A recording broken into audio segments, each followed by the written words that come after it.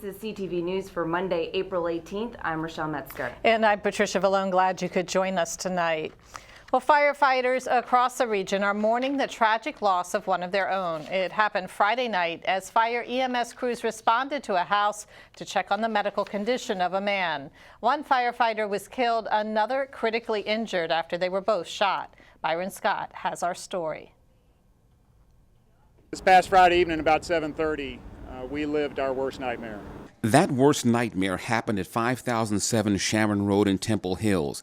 Investigators say fire EMS crews were at the home to check on the medical condition of a man. It was that man's brother who called 911 and who was with EMS when they knocked on the door. Police say when no one responded, they forced their way through the front door and were met with a hail of bullets. This is a situation that fire EMS never expects to find themselves in.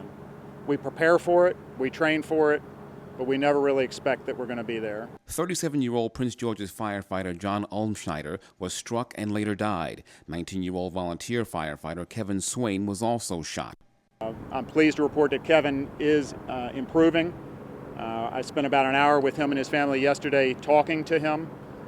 So he is beginning to show positive signs of improvement. The man's brother was also hit with gunfire but is expected to survive. Two other paramedics were hurt when they attempted to drag an injured person out of the house. At this point in the investigation, the man who fired the deadly shots has not been charged. It's always possible. Again, we are less than 72 hours into this incident.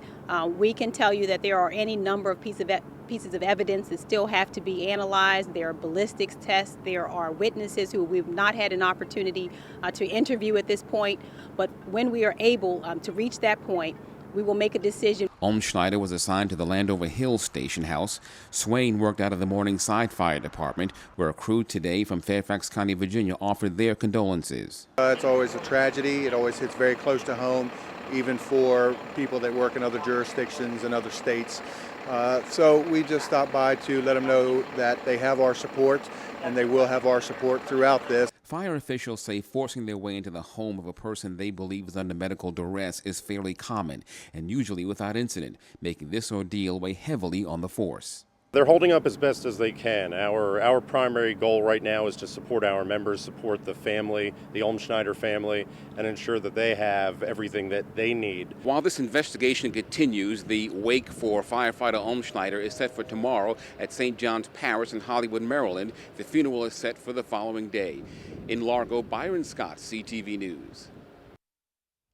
A state trooper remains in critical condition after being struck on the Beltway last Thursday. An investigation continues into the cause of the April 14th multiple vehicle crash.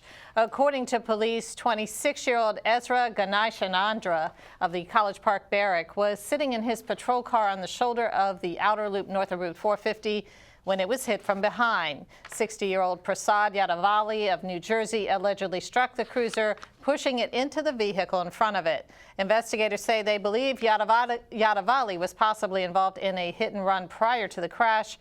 At this time, no charges have been filed. The U.S. Supreme Court is taking on what could be the biggest immigration case in the country. It brought hundreds of demonstrators on both sides of the issue to the nation's capital today. CTV's Karen Adams is outside the High Court with more. As the justices heard arguments on both sides of President Barack Obama's executive order offering temporary protection from deportation to more than 4 million undocumented immigrants, hundreds rallied in support of it. You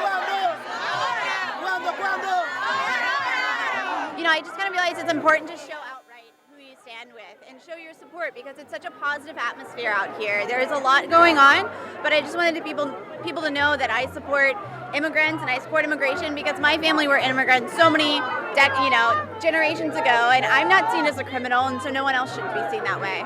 Texas and 25 other states are challenging Obama's authority to bypass Congress and use his executive powers to implement his immigration policy. Some folks here outside of the Supreme Court agree with those states. Our president is bypassing the Congress and allowing people to come in the country without following the proper procedures, and I don't feel that that's constitutional. Some believe Obama's policy would extend too many legal rights to those here in the country illegally. Basically, he wants to give work permits to the adults that are here illegally. And once they have work permits, they can file for Social Security, they can file for Medicaid, Medicare, whatever. But what's important to most of those here, including one man who used his four-legged friend to get the message across, is keeping families together. Deportation is not the option. I think there's a lot of immigrants, and this country was built up on immigrants. The outcome of the case is unclear, but the hope of many is that the decision will fall on the side of the president. The Supreme Court is going to speak out. We really believe that we are going to win that because it's history. You know, it's the branch, the executive branch, have the power to make a decision about immigration issues, and that is the reason why we strongly support that. The justices are expected to issue an opinion on this very important immigration case in late June. From outside the U.S. Supreme Court, Karen Adams for CTV News. All right, thank you, Karen. An industrial repair worker is in critical condition after an accident today in Brandywine. The incident happened just before 11 a.m. in the 8900 block of Dyson Road. At this time, we believe that the victim in this incident was working on a bulldozer when a piece of industrial equipment fell on him and caused his critical injuries.